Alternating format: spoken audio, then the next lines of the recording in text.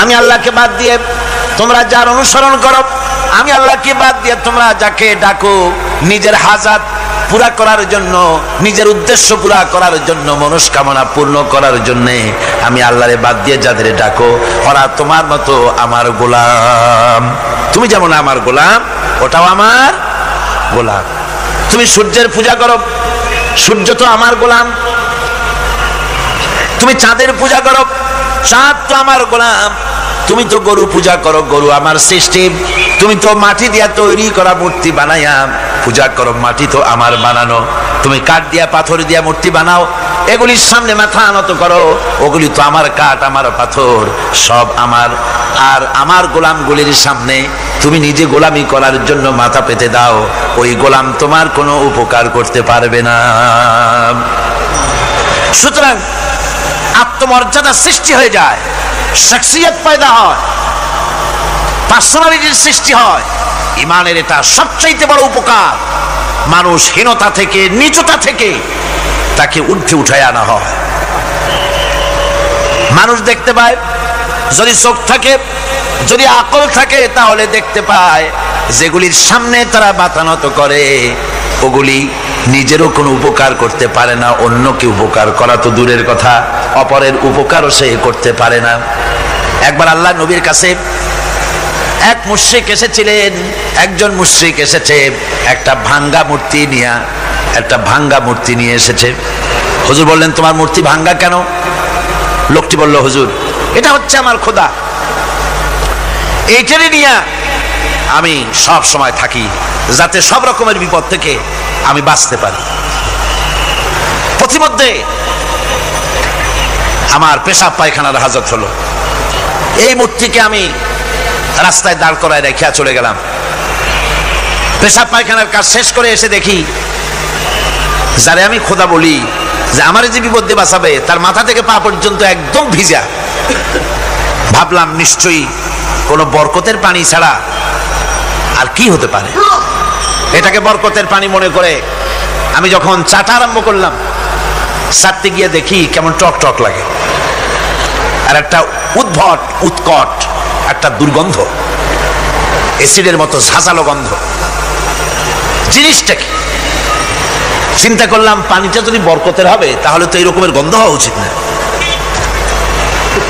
পরে এদিক ওদিক তাকায় দেখি দূরে একটা কুকুর দাঁড়ানো আছে, আর তার নিচের থেকে পানি টপকাচ্ছে।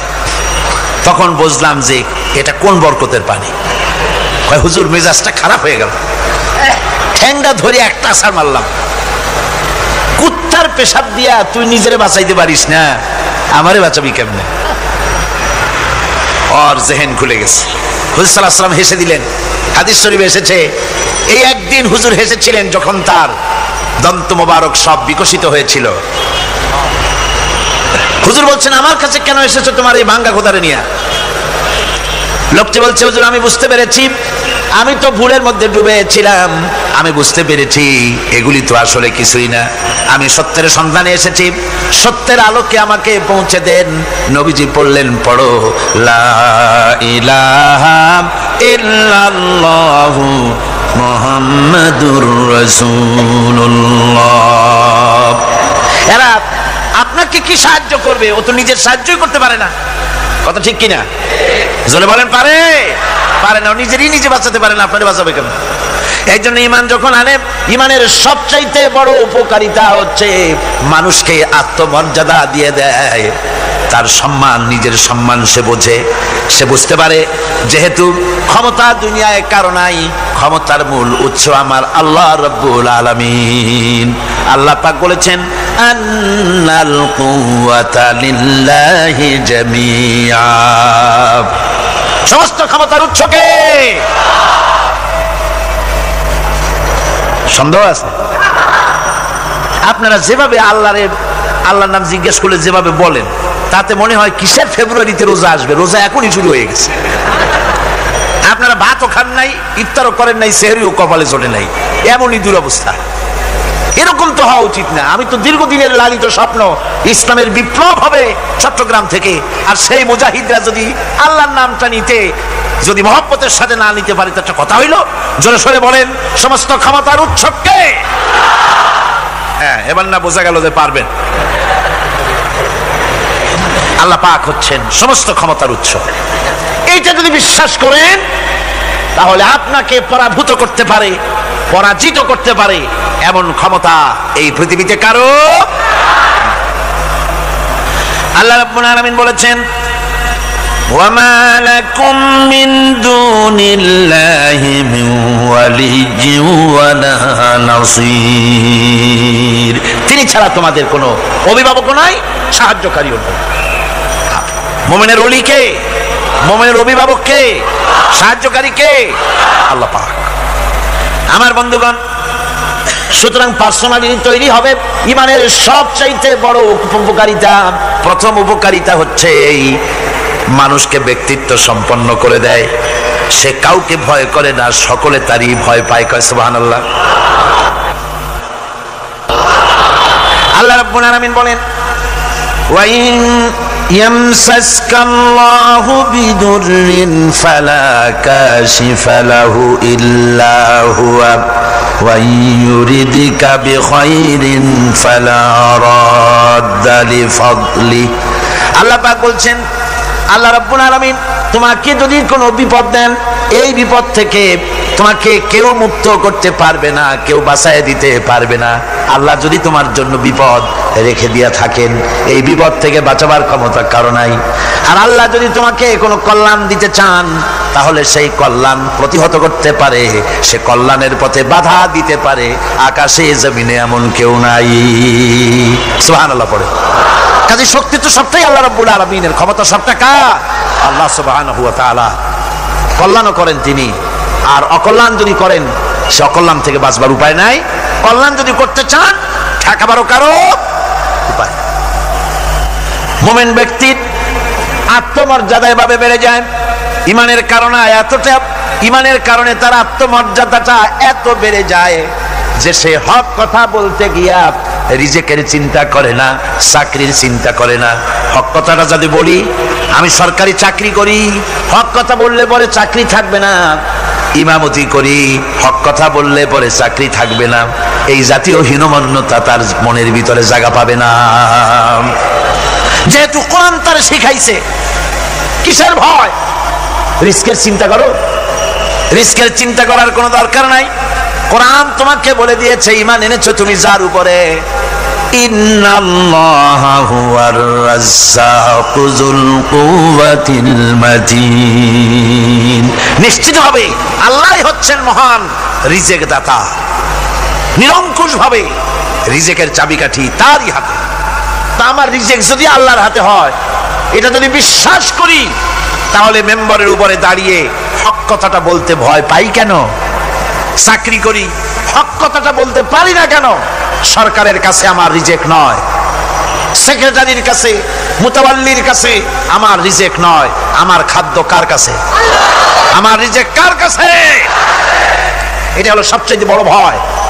ইমানের দাবি করে ঠিক, ওয়াজ নসিহত করেও ঠিক, মানুষকে উপদেশ দেয়ও ঠিক, কিন্তু মনের মধ্যে ভয় একটু থেকেই যায়। যদি চাকরিটা যায়, তাহলে বিবি বাল বাচ্চা নিয়ে বাঁচবো কেমনে? এটা থাকে মনের ভিতরে এক চিন্তা। একজন টিচার তার ছাত্রদেরকে শিখাইছিলেন যে বিসমিল্লাহর এত ফজিলত, নদীর উপর থেকে বিসমিল্লাহ বলে হাঁটে গেলে তাও হাঁটে যাওয়া যায়, খেওয়ার নৌকা ছাড়াই পানির উপর দাঁড়িয়ে যাওয়া যায়। একটা ছেলে, একটা ছাত্র এই কথাটা এমন বিশ্বাস করলো, নদীর পাড়ি দিয়ে, তার বাড়ি ছিল নদীর ওপার, প্রতিদিন খেওয়া পার হইয়া মাদ্রাসায় আসতো। বিশ্বাস করছে পুরোটাই, আর বিসমিল্লাহ বলে পাও দিয়ে হাঁটিয়া চলে গেল পার হয়ে। এটা কোনো কোরআন নয়, হাদিস নয়, শোনা কথা। তারপরে একদিন তার মা তাকে বলেছে, তোমার হুজুরকে একটু দাওয়াত দাও আমাদের বাড়িতে। হুজুরের দাওয়াত দিছে, মিলাদের দাওয়াত শুনে হুজুর তো খুব খুশি। তারপরে ছাত্রের সঙ্গে রওনা হয়েছে। নদীর ঘাটে এসে দেখে যে নৌকা নাই। আরে বাবা, নৌকা নাই, পার হবো কেমনে? হুজুর কোন কি, নৌকার দরকারটা কি? আপনি না বলছেন বিসমিল্লাহ বলে হেঁটে যাওয়া যায়। আমি তো ওইটা শোনার পর আমি প্রত্যেকদিন তো এই কাম করি আসি, নৌকা টুকু লাগে না। আসেন না আমার সাথে। ছেলে বিসমিল্লাহ বলে হাঁটা আরম্ভ করছে পানির উপর দিয়ে। ওস্তাদ চিন্তা করতেছে, আমি তো শুধু ওয়াজি করছি, আমল তো করি নাই, কি না কি হয় আল্লাহই জানে। পাজামা হাঁটু পর্যন্ত টাইনিয়া তারপরে বিসমিল্লাহ করে পা দিছে, আর এক ছোটে সুবনি খাইয়া ভিতরে চলে গেছে। সুতরাং মুখ দিয়া বললে হবে না, বিশ্বাস করতে হবে, ইয়াকিন রাখতে হবে রিজকের মালিক আল্লাহ। হক কথা কাউকে ছেড়ে দেব না, এটা বলবোই, তাতে আমার চাকরি থাকুক আর চাকরি যাক। এর নাম হলো আত্মমর্যাদা। এর নাম কি? আত্মমর্যাদা। নইলে আপনি মসজিদের ইমাম, আর দুর্ভাগ্যজনক সত্য মসজিদের ইমামগুলি অধিকাংশ ক্ষেত্রে এমন সব সেক্রেটারি মোতাওয়াল্লি হয় যারা ইসলামী আদর্শকে বিশ্বাসী করে না। কথাটা ঠিক কিনা? ধর্মনিরপেক্ষতাবাদী, কিন্তু মসজিদের সেক্রেটারি, মাদ্রাসার সেক্রেটারি, ঈদগাহের সেক্রেটারি। কারণ মুসল্লিরা ভাবে ওনার পয়সা বেশি, ওনারই নেতা বানানো উচিত।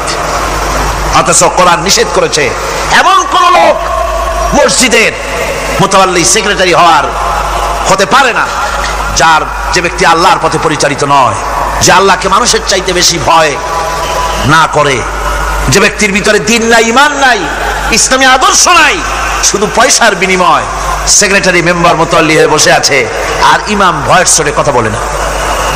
আছেন এমন? আচ্ছা, হক কথা মাদ্রাসা, মসজিদ, ওয়াজ মাহফিল, চাকরির জায়গা, কোর্টে, কাছারিতে, আদালতে, সর্বত্র মুমিন ব্যক্তি বলতে পারবে তখন যখন ঈমান বিল্লাহ পোক্ত হবে। আল্লাহর প্রতি ঈমানটা যখন পোক্ত হবে তখন সে বুঝবে এ চাকরি আমার পায়ের গোলাম।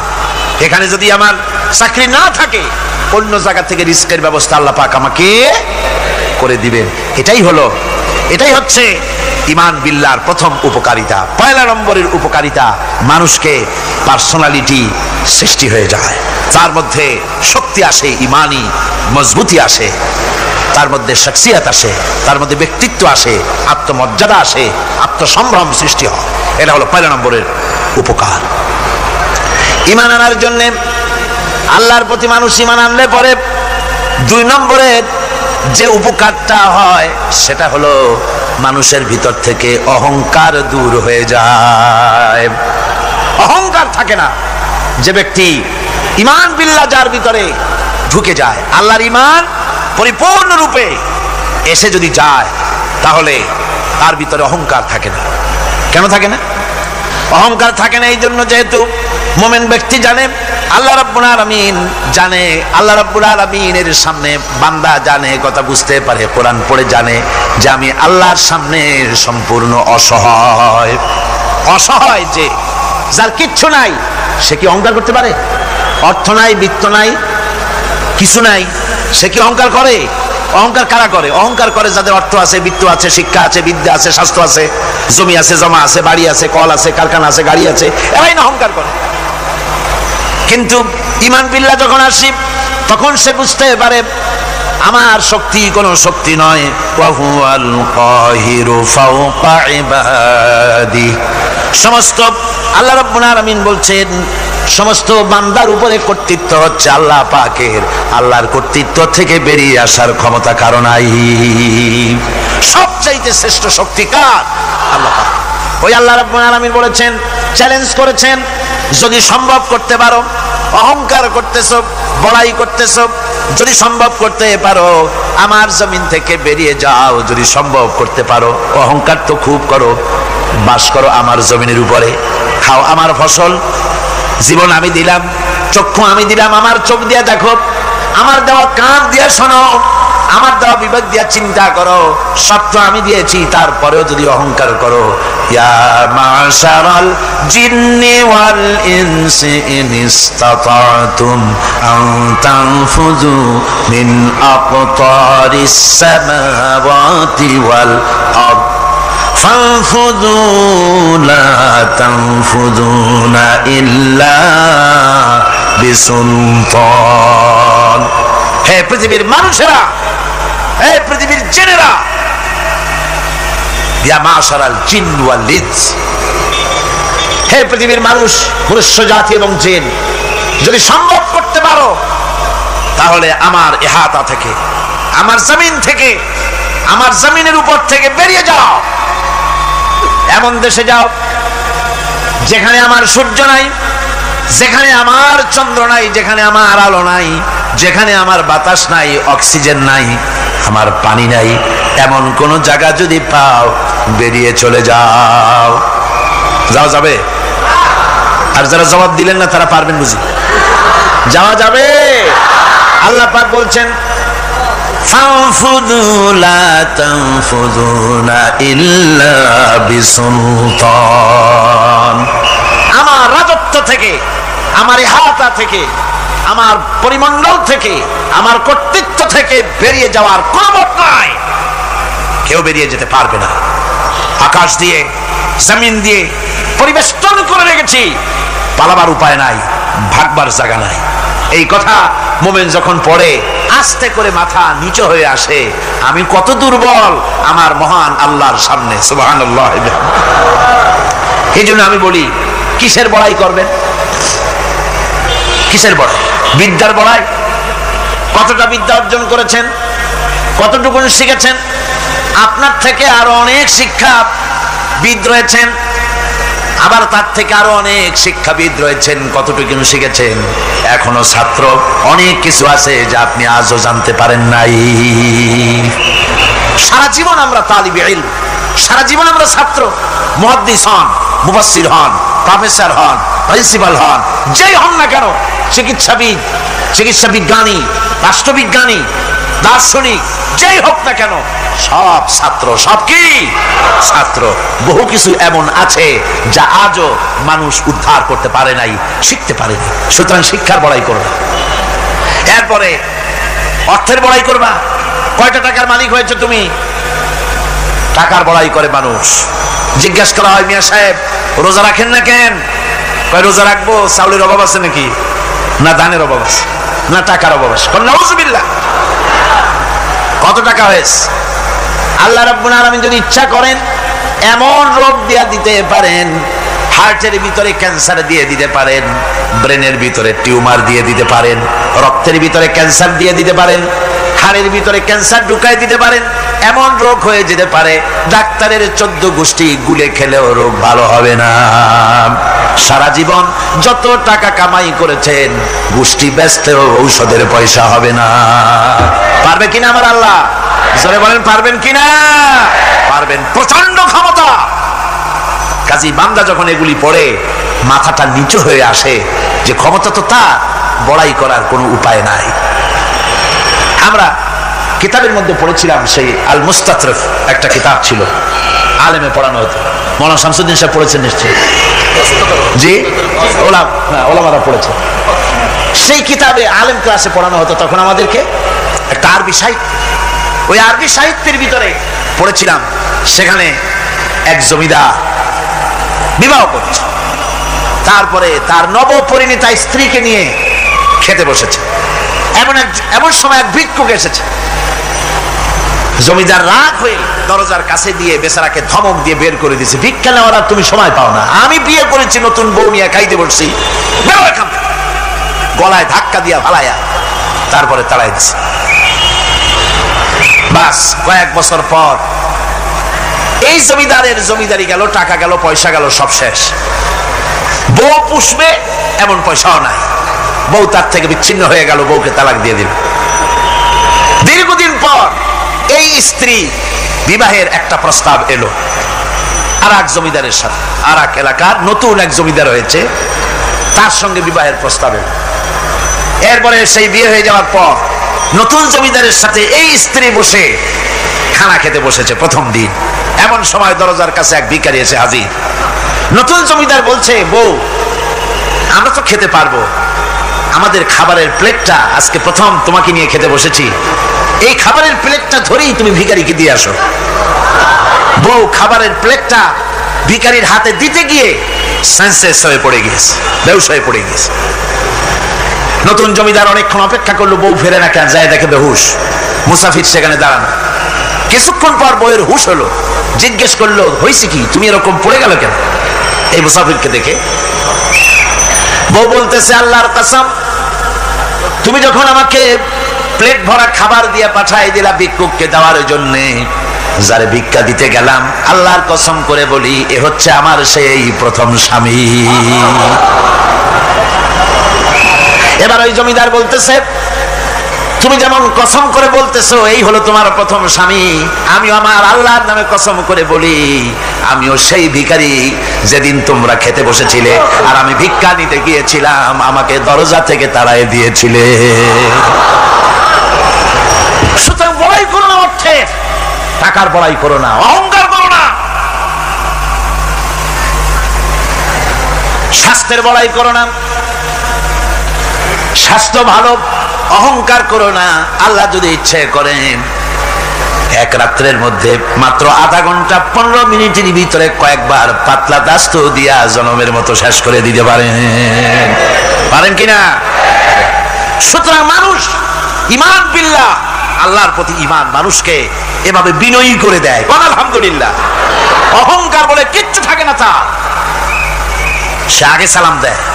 ঈমান বিল্লাহ, যার মধ্যে ঈমান, আল্লাহর ঈমান ঢুকে যায়, তার আগে কেউ সালাম দিতে পারে না। রাসূলুল্লাহ বলেছেন যে ব্যক্তি আগে সালাম দেয় সে অহংকার মুক্ত। জয় বল সুবহানাল্লাহ।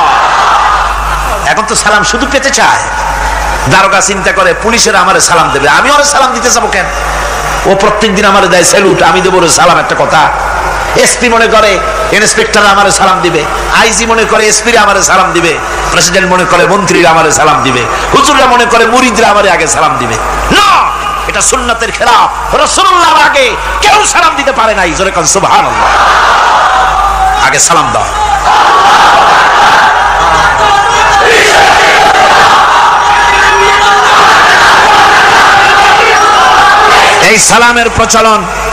এই সালামের প্রচলন মুসলমানদের মধ্যে বেশি বেশি হওয়া উচিত। আপনারা সালামের প্রচলন চালু করে দিবেন, বেশি করে চালু করবেন। বউরে সালাম দিবেন, বউ আপনাকে দেবে। ঘরের মধ্যে ঢুকবেন, ঢুকেই বলবেন আসসালামু আলাইকুম ওয়া রাহমাতুল্লাহি ওয়া বারাকাতুহু। বাইরের থেকে গেছেন, ঘরে ঢুকেই প্রথম সালাম দেন, বউ সালামের জবাব দেবে, বউ আপনাকে দেবে। বাচ্চাদের সালাম দেন, বাচ্চারা আপনাকে দিবে। এরকম সালামের প্রচলন চালু করেন। রাসূলুল্লাহ বলেছেন, মানে একটা গাছের আড়ালে এই সালাম হলো, লোকটা গাছের আড়ালে চলে গেছে, আবার দেখা হয়েছে, আবার সালাম দেয়।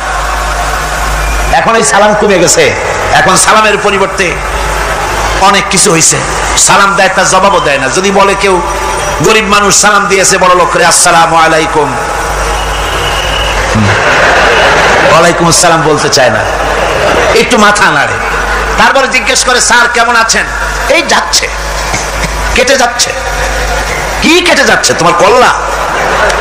আলহামদুলিল্লাহ বলতে পারো না? অধিকাংশ ক্ষেত্রে যদি জিজ্ঞেস করেন কেমন আছেন, এই যাচ্ছে, কেটে যাচ্ছে। আপনার যত অসুখ হোক আগে বলেন আলহামদুলিল্লাহ, তারপরে অসুখের কথা বলেন। আপনার যদি কোনো অসুবিধা থাকে আগে আলহামদুলিল্লাহ কন, তারপরে অসুখের কথা কন। হযরত সুফিয়ান সাউরি রাহমাতুল্লাহ আলাইহি আল্লাহর একজন জবরদস্ত ওলি ছিলেন। একবার তার সামনে এক মুরিদ এসেছে, মাথায় একটা বড় রুমাল খিসিয়া বান্দা। জিজ্ঞেস করলেন, মিয়া তোমার এই মাথাটা এরকম বান্দা কেন? কয় যে হুজুর মাথার যন্ত্রণায় অস্থির হয়ে গেছি, সেই জন্য মাথাটা বাঁধে রাখছি।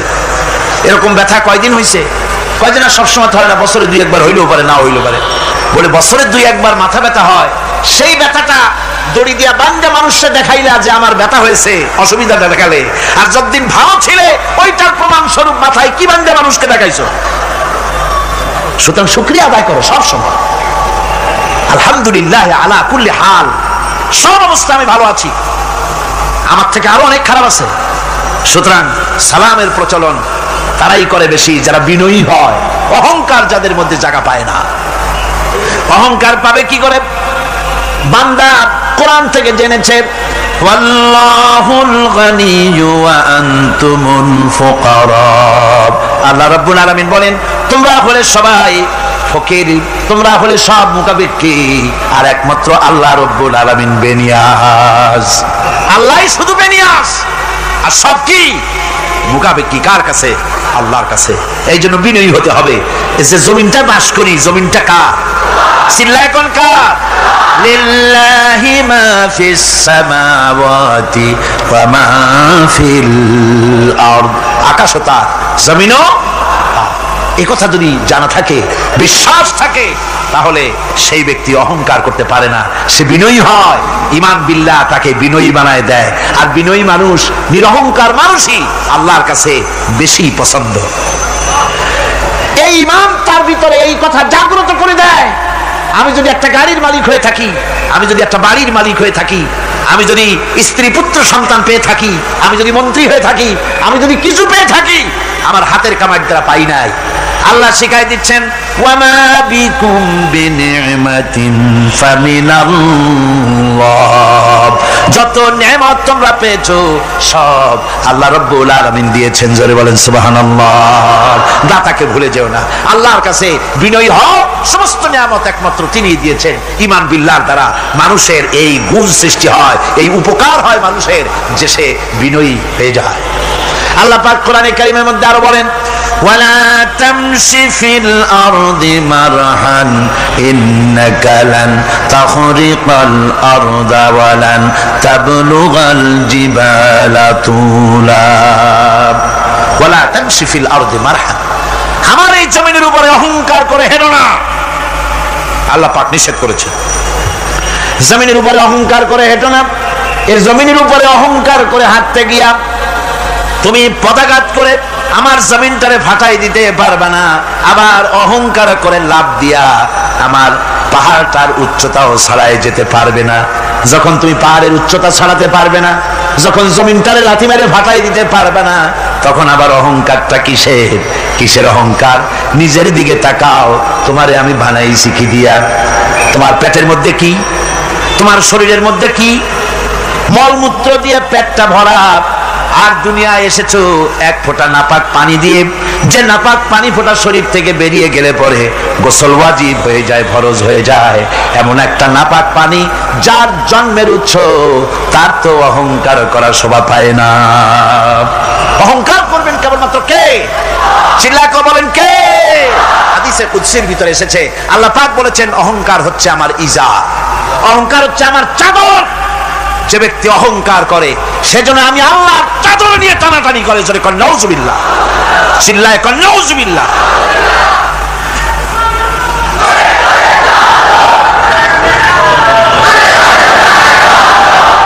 আমার বন্ধুগণ, আল্লাহ রাব্বুল আলামিন কোরআনে কারীমের মধ্যে বলেছেন আমার সঠিক বান্দা যারা, অহংকার তাদের মধ্যে থাকে না। ওয়াইবাদুর রাহমানিল্লাযীনা ইয়ামশুনা আলাল আরদি হাওনা, রহমানের বান্দা যারা, আমি আল্লাহ পাকের গোলাম যারা, তারা জমিনের উপরে খুব বিনয়ের সাথে চলে। তাদের চলাফেরা দেখলেই বোঝা যায় লোকটা বিনয়ী, আল্লাহর বান্দা। সুবহানাল্লাহি ওয়া বিহামদিহি। কি বলেন? মানুষের চলাফেরা, চাহনি, ওঠা বসা, কথাবার্তা দেখলেই বোঝা যায় না লোকটা কি চরিত্রের? বোঝা যায়। এক পদের মানুষ আছে গম্ভীর হয়ে বসে থাকে, মনে হয় যেন নবজাদা নসরুল্লাহ খানের শালা। নামাজ নাই। কি হয়েছে? মাইক এমনি আজকে আমি নিজেও টের পাচ্ছি, আমি মাইকের আওয়াজ নিজেও পাচ্ছি না। মাইকটা ভালো করে দেন মাইকের অপারেটর, আর জোরে সোরে একটু জিকির করেন লা ইলাহা ইল্লাল্লাহ, লা ইলাহা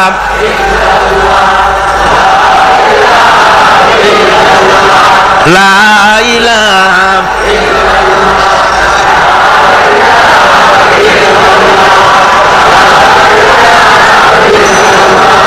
বসেন, বসুন।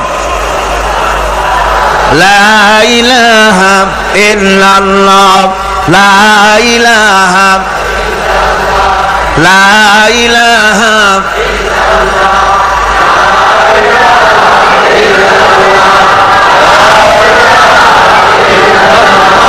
লা ইলাহা ইল্লাল্লাহ মুহাম্মাদুর রাসূলুল্লাহ।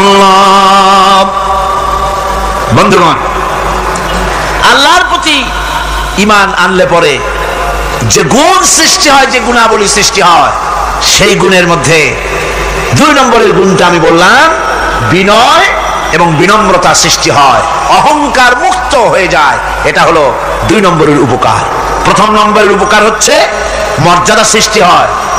2 নম্বরে কি হয়? অহংকার মুক্ত হয়ে যায়।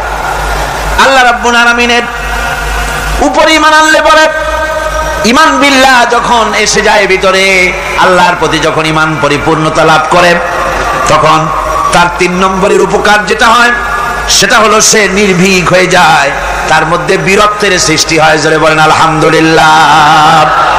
ইমানদার লোক কোনদিন কাপুরুষ হয় না, ইমানদার লোক কাপুরুষ হয় না, বীর পুরুষ হয়।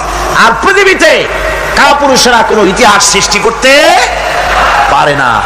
বীর পুরুষ জীবনে মরে একবার, আর কাপুরুষ মরে জীবনে বারবার।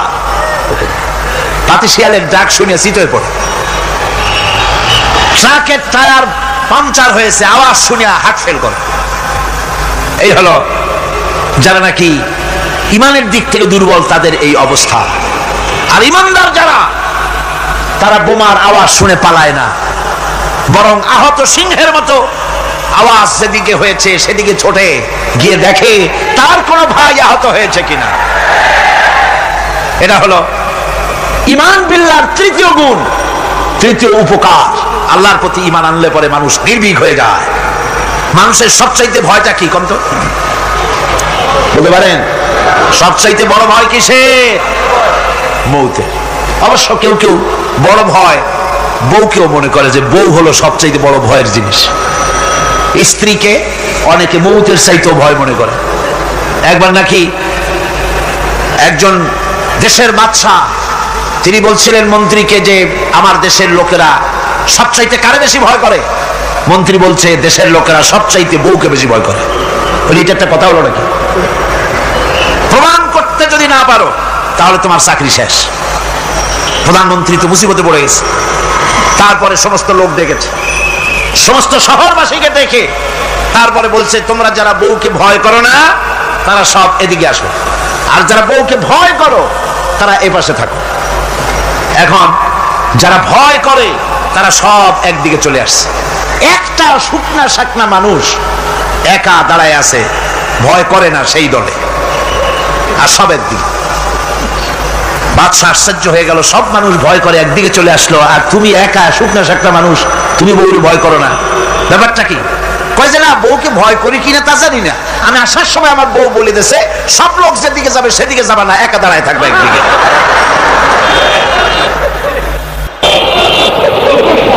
মানুষেরা ভয় করার ব্যাপারে ভয়ের নানান রকমের দিক আছে, কিন্তু প্রকৃতপক্ষে এটা একটা উপমা দিলাম আমি মাত্র। প্রকৃতপক্ষে মানুষের কাছে সবচাইতে বড় ভয় হলো মৃত্যুর ভয়। সবচাইতে ভয় কিসের ভয়? মানুষের ভিতরে যখন ঈমান বিল্লাহ এসে যায়, আল্লাহর প্রতি যখন সে পরিপূর্ণরূপে ঈমান যখন আনে, তখন তার ভিতরে এই চিন্তা আসে মৃত্যু তো আমার হবে, মৃত্যু থেকে পালাবার উপায় নাই। পালাবার উপায় যদি থাকতো তাহলে না হয় অবশ্যই ভয় পেতাম না, কিন্তু মৃত্যু থেকে তো পালাতে পারবো না। তখন কাপুরুষ হবো কেন? তখন তো বীর পুরুষের মতো জীবন দিতে হবে। কিসের মতো দিতে হবে জীবন? আল্লাহ রাব্বুল আলামিন কোরআনে কারীমের মধ্যে বলে রেখেছেন, ঈমানদার লোক আল্লাহরে যে বিশ্বাস করে তার বড় উপকার হলো মওতকে পরোয়া করে না। মওতকে পরোয়া করে না বলে তার পক্ষে সমস্ত কাজ সহজ হয়ে যায়। কোরআন বলতেছে, কুল ইন্নাল মাউতাল্লাযী তাফিরুনা মিনহু ফাইন্নাহু মুলাকীকুম। মরণ থেকে পালাও তুমি, মরণ তোমায় লইবে ঘিরি। মরণ থেকে পালাও তুমি, মরণ তোমায় লইবে ঘিরি।